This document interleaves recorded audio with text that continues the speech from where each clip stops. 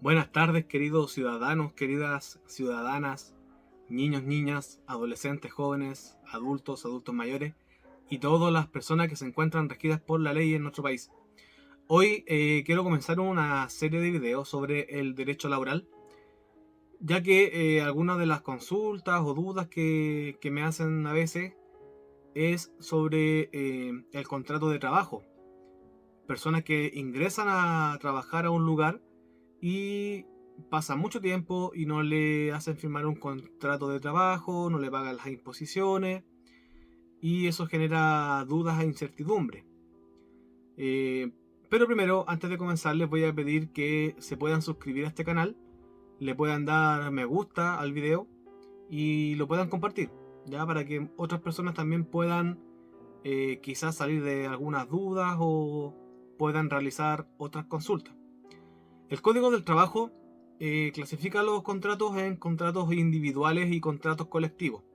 ¿Ya? En esta primera parte nos vamos a abocar al contrato individual de trabajo y se define como una convención, como un acuerdo entre dos partes, que en este caso sería el empleador y el trabajador. El trabajador presta un servicio bajo vínculo de subordinación y dependencia al empleador, y por este servicio el empleador paga una remuneración determinada. Ya lo que caracteriza al contrato de trabajo es el vínculo de subordinación y dependencia, es decir, una relación más o menos permanente en el tiempo, estable, que se hace bajo la supervisión del empleador. La Dirección del Trabajo ha emitido un sinnúmero de dictámenes en donde ha señalado que los elementos que caracterizan a esta subordinación e independencia son, por ejemplo, la obligación del trabajador de tener que presentarse a un lugar, firmar asistencia, rendir cuentas de su trabajo, estar bajo la supervisión constante del empleador o de un representante del empleador, estar siempre dentro de la jornada laboral a disposición del empleador, y por eso este elemento hace que se configure un contrato de trabajo. Esto es distinto, por ejemplo, a la situación en la que yo contrato a una persona para que me realice trabajos esporádicos, ya que no son continuos en el tiempo y que se realizan directamente al público. Por ejemplo, cuando hay personas que van, por ejemplo, cada 2 veces al mes a cortarse el pelo donde un peluquero. Entonces, ahí hay una prestación de servicio. Claro, el peluquero me presta un servicio. Existe el pago de una retribución en dinero. Se dan estos dos primeros elementos, pero ese trabajo no se realiza bajo un vínculo de subordinación y dependencia. Ese peluquero no tiene que cumplir un horario, no tiene que asistir a un lugar, no está bajo la supervisión constante de la persona que se corta el pelo. Por tanto, hay una relación en el fondo un poco más independiente. ¿Ya?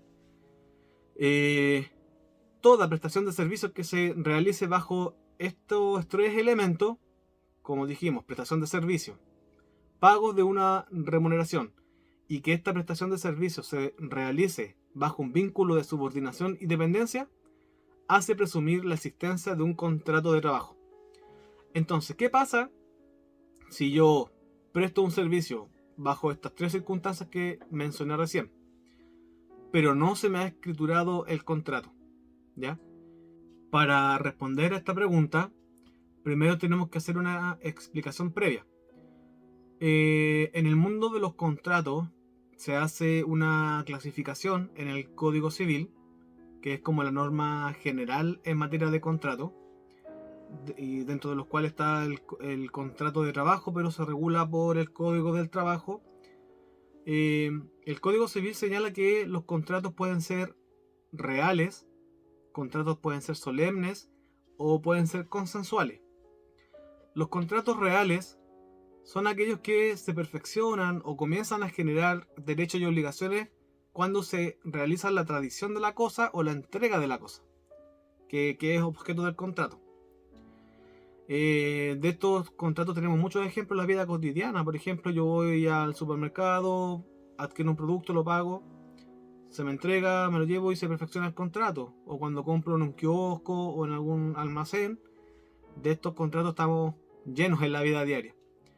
Los contratos solemnes son aquellos que para que nazcan, produzcan efectos, para que sean perfectos, como se llama, se menciona legalmente, se requiere el cumplimiento de ciertas formalidades. Por ejemplo, en la compraventa de un bien inmueble. Yo cuando compro una casa, debo cumplir ciertas formalidades, como firmar una escritura, inscribirla en el conservador de bienes raíces. Y esas son las formalidades que la ley exige para que ese contrato produzca plenos efectos civiles. Y por último están los contratos consensuales, que son aquellos que para que nazcan y produzcan efectos solamente se requiere el acuerdo de voluntades. Una característica del contrato de trabajo que olvidé mencionar cuando le señalé que es un contrato, para que vean que estamos en vivo, aquí yo no estoy leyendo nada, es que el contrato de trabajo es consensual. ¿Qué significa? Significa que para que nazca el contrato de trabajo como tal, no se requiere la firma de un papel, de un documento llamado contrato de trabajo.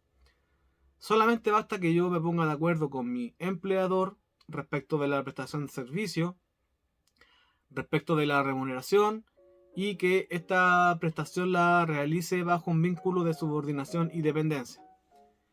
La escrituración del contrato, la ley la exige para efectos de prueba, ¿ya? Para que quede constancia, digamos, de cuál es el servicio que tengo que prestar, cuál es la remuneración, cuáles son los beneficios, el lugar donde tengo que desempeñar las labores contratadas, la fecha de inicio de la relación laboral, etc. Solamente para efectos de prueba, pero no para que el contrato comience a producir efectos. Entonces, ¿cuál es la consecuencia final de lo que estoy señalando? Que independiente de que yo lleve un mes, un día, 2 días, 3 días, un año trabajando sin contrato, el contrato de trabajo existe de igual forma, ¿ya? Y por tanto con todas las consecuencias que de ello se coligen, ¿ya? Es decir, el empleador tiene que pagar las imposiciones, que es como la consecuencia más importante. Se irán acumulando las vacaciones legales o progresivas, entre otros efectos que produce el contrato, ¿ya? Ahí el empleador tiene un plazo de 15 días para que se requiera la firma del contrato. Y si no se, y si no se firma dentro de ese plazo, el trabajador puede requerir la firma ante la inspección del trabajo. Este plazo de 5 días si el contrato es por obra o faena o el trabajo tiene una duración inferior a 30 días. ¿Ya? Pero respondiendo a la pregunta, el contrato de trabajo es consensual, se perfecciona, nace, produce plenos efectos una vez que hay acuerdo de voluntades entre el empleador y el trabajador, y la escrituración se requiere solo para efectos de prueba, ¿ya? Ahí hay algunas sanciones asociadas, digamos, al incumplimiento de la firma de un contrato, que es una multa de unas 5 UTM a beneficio fiscal. Y eso no impide de que el empleador tenga que cancelar todas las imposiciones desde el día del ingreso efectivo del trabajador a sus funciones. Otra de las consecuencias que se desprenden de que el contrato de trabajo sea consensual, o sea que para que nazca y produzca efectos solo se requiera el acuerdo de voluntades, es que las modificaciones al contrato también pueden ser realizadas de la misma forma. Son las llamadas cláusulas tácitas. Es decir, a modo de ejemplo, si yo pacté con mi empleador que el ingreso al trabajo sería a las 8 de la mañana y todos los días yo llego a las 9, con conocimiento del empleador, y esta es una actitud reiterada en el tiempo, esa cláusula se modifica, ¿ya? La inspección no hay un plazo determinado en el cual esa conducta tiene que reiterarse, pero la la Dirección del Trabajo, mediante varios dictámenes, ha señalado que este periodo de tiempo debe ser por lo menos de 3 meses. Entonces, ¿qué pasa si yo todos los días llego a las 9 de la mañana? Mi empleador está en conocimiento de esto. Y pasados 6 meses me comienza a restar de mi sueldo, digamos, esa hora que yo falto todos los días. No lo podría hacer el empleador. ¿Por qué? Porque como el contrato de trabajo es consensual y se perfecciona solamente por el consentimiento de las partes, se entiende que existe una modificación no expresa. No hay un acuerdo de voluntades en que yo le diga a mi empleador que quiero entrar a las 9 y mi empleador haya dicho que sí. Por eso se llaman tácitas, porque no hay un acuerdo expreso. Entonces, la sola repetición de la conducta con conocimiento de mi empleador hace presumir, digamos, que mi empleador toleró el cambio de esa cláusula que me obligaba a entrar a las 8 de la mañana y ahora comencé a entrar a las 9. ¿Ya? Estas son las llamadas cláusulas tácitas. También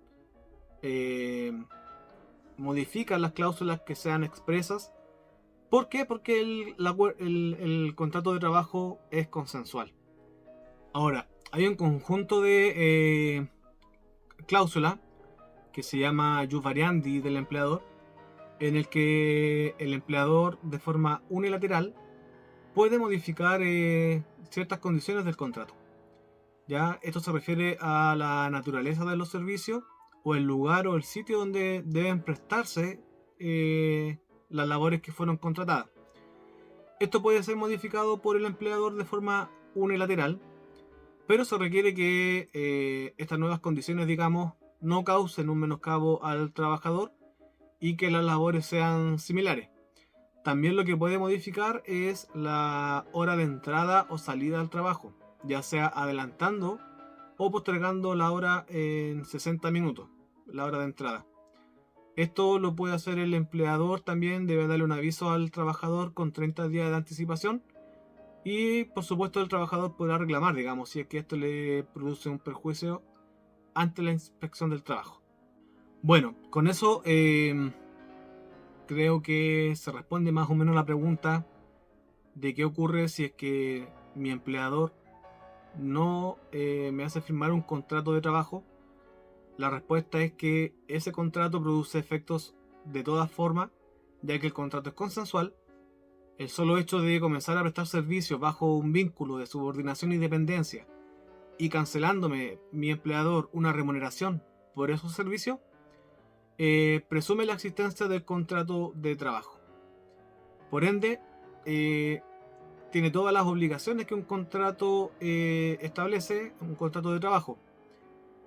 Lo que incluye, por supuesto, el pago de las cotizaciones previsionales.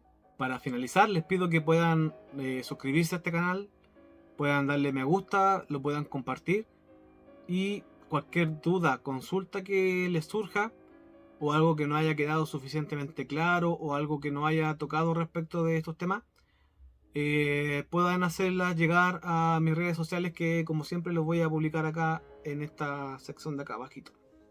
¿Ya? Muchas gracias y nos estamos viendo en un próximo video. Hasta luego.